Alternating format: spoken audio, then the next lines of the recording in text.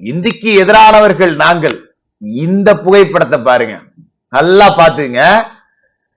புரட்சி தலைவி ஜெயலலிதா இந்த பேருக்கு அப்படின்னு ஒரு காந்த சக்தி இருக்கு. முதலமைச்சர்கள் மாநாட்டுல அம்மையார் ஜெயலலிதா அவர்கள் கலந்துகிட்ட புகைப்படமும் இருக்கு, முத்துவேல் கருணாநிதி ஸ்டாலின் கலந்துகிட்ட புகைப்படமும் இருக்கு. இதுல செல்வி ஜெயலலிதா சீஃப் மினிஸ்டர் ஆஃப் தமிழ்நாடுன்னு இங்கிலீஷ்ல போர்டு வச்சிருக்காங்க. இந்த பக்கம் ஸ்டாலின் இந்தியில போர்டு வச்சிருக்காங்க. இவங்க தான் இந்திய அறுத்து தள்ளி கிழிச்சு நொட்டுனவங்க. நல்லா பாத்துக்குங்க அப்படிங்கறத புரிஞ்சுக்கோ. சரி, இப்ப நம்ம பராசக்திக்குள்ள வருவோம். படத்தை படமா பாருங்க ப்ரோ.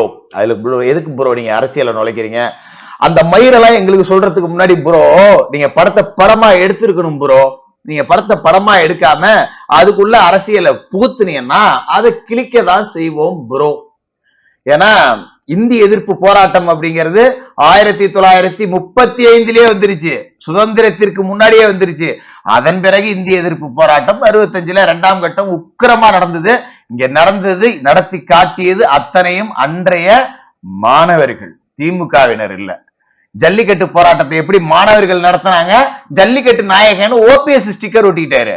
அதே மாதிரி இந்திய எதிர்ப்பு போராட்டத்தை மாணவர்கள் நடத்தினாங்க, திமுக இவனுங்க ஸ்டிக்கர் ஒட்டிக்கிட்டானுங்க 1965.